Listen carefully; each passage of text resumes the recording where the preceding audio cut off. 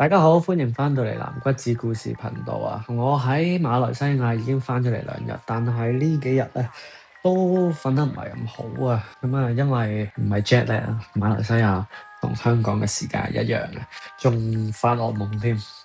咁所以咧一起身我就要補充一下我嘅咖啡因。呢一包咧係其中一位讀者送俾我嘅華養鹹咖啡，但我一直都好好奇，到底鹹咖啡係乜嘢味道嘅咧？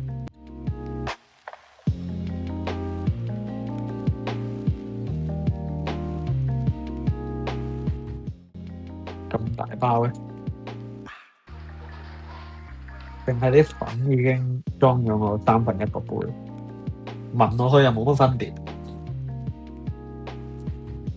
同普通嘅咖啡粉一樣，都係聞到啲奶味，應該要多啲，好似好濃咁。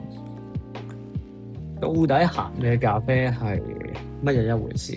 而家其實聞落又冇乜分別嘅喎，即係都係一陣有少少甜味，有少少奶味咁。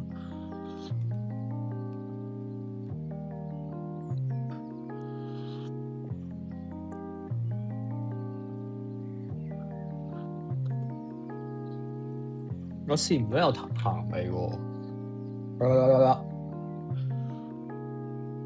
冇喎，冇鹹味喎，完全。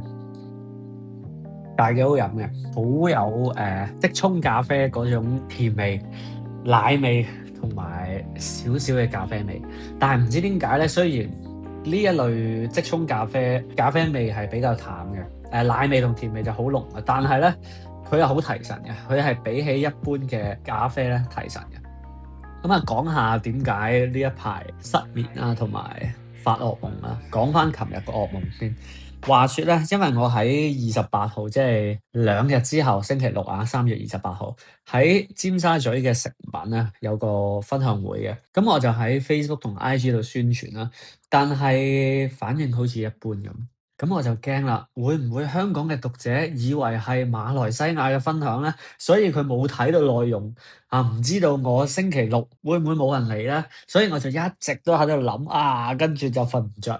然後琴日就發咗個惡夢咧，就真係時空穿梭去到呢個3月28號嘅星期六。喺門口咧，職員就已經擋住我，就叫我林骨子，你唔好入去。我以為發生咩事，係咪太多人？但係唔係。書店職員就話冇人，一個人都冇。阿林骨子先生，你入到去都只係得你自己一個喺度嘅啫，冇任何人嚟聽你嘅分享。咁所以我就嚇咗一跳。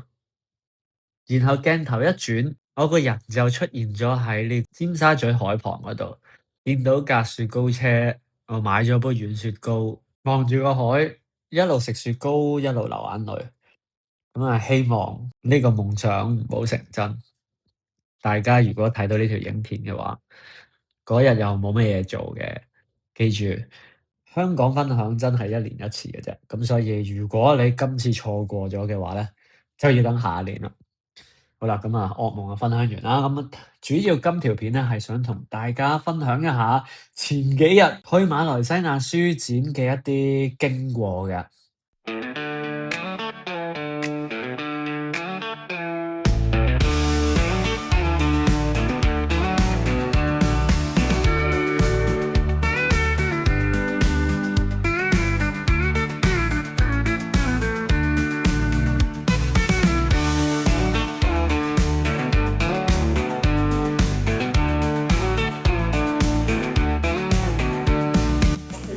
因為咧我太心急嘅關係啊，所以我唔等工作人員幫我做開場，我自己幫自己做一個開場先啦。希望大家可以俾多啲熱烈嘅掌聲啊！個遙控器喺邊度啊？我都希望自己係可以成為到開心果同埋一間老店嘅，但係呢兩樣嘢咧，唔係我話成為就可以做到嘅，係要靠大家嘅支持啦，同埋努力嘅。即係你諗下，開心果就係雖然佢一開始只不過係一啲點綴，但係佢點綴都有人食晒，有人覺得佢嘅存在係 OK。OK 喎，OK 喎，OK 喎，慢慢先至可以成為主角嘅。我相信如果今日開心果有機會可以喺台上面同大家講嘅，都會係我而家講嘅一樣嘅説話，就係多謝大家嘅支持。